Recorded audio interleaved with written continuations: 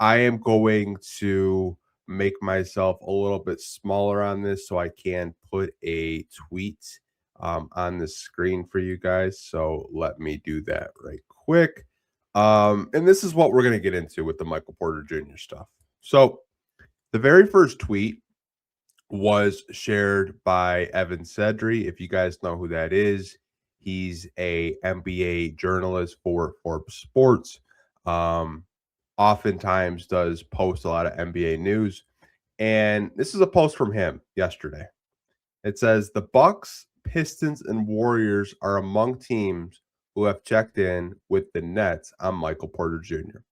Now, before we kind of get into Brett Siegel, who kind of debuffed this trade rumor completely, I honestly think like when you read a trade rumor like this, it's plausible. Like it makes sense at the surface. Like we all know that the Brooklyn Nets are going through a rebuild right now. We all know that they're not trying to actively make the playoffs. And Michael Porter Jr. is getting first option touches, first option looks every night. And he's been doing a hell of a job. He's having a career year with the Brooklyn Nets as the guy, right? So it wouldn't like the rumor when I saw it, like I was like, that does make sense if Brooklyn does want to get, something in return for a guy that is still under contract, is playing really well. Like, it makes sense, right? Like that's why I was like, maybe this trade rumor might have some weight to it. And within an hour, Brett Siegel, if you guys know who this is, he's a clutchpoints.com national reporter, has a lot of sources. He talks to NBA teams. So he saw this post, he quote tweeted it, and this is what his tweet says.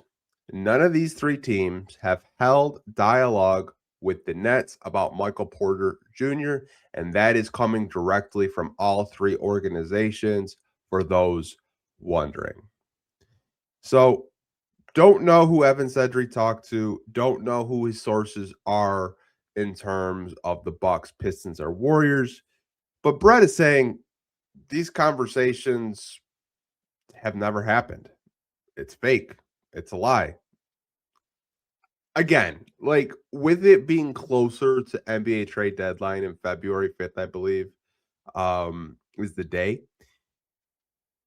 It just gets to a point where like we have to check to see who is making these trade rumors, who is actively posting these trade ideas and stuff like that. Obviously, I think a lot of Pistons fans, and I don't want to say all of you because I don't want to lump all of you into the same mindset, the same kind of conversations that we do have on these post game shows, or whether we're going back and forth on social media.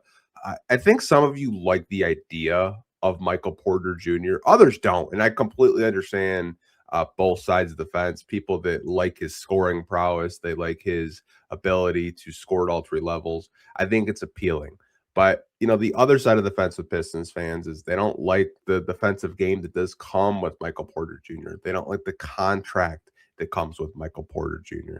They don't like probably the assets that you would have to give up to get him. And I think some people think, just because he's in Brooklyn, they'll take Tobias, a draft pick, a second, and Marcus Sasser. Like I saw that floated out there today. I was just like, there's no way Brooklyn is going to sell that low on a guy that's having a career year.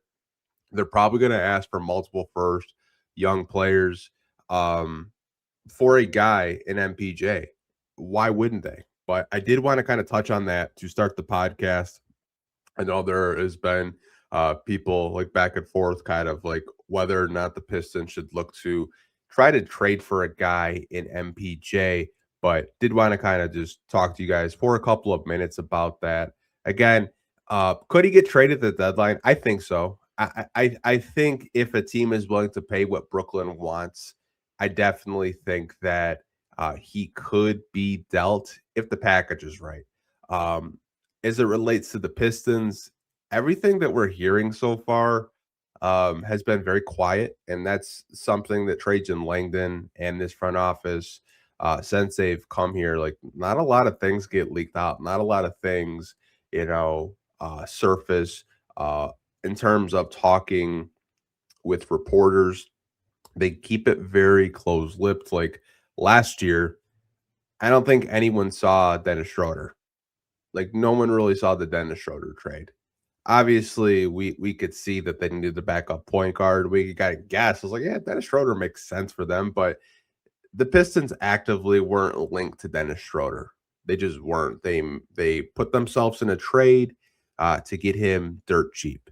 Um, and I think any trade rumors that you do see, at the end of the day, like we have pretty good indications from this front office that they don't leak information out, right? So just kind of remind yourself that as a Piston fan, anytime you do see trade rumors across your timeline, whether it's like on Instagram, Facebook, Twitter, or wherever you do get a bulk of your Detroit Pistons news, updates, and rumors. But did want to kind of touch on the Michael Porter Jr. Fake trade report from Evan Sentry. Hope that does kind of explain what was going on yesterday because I saw a lot of Pistons fans and even like local media here posted and exciting Evan as a source. But I do want to kind of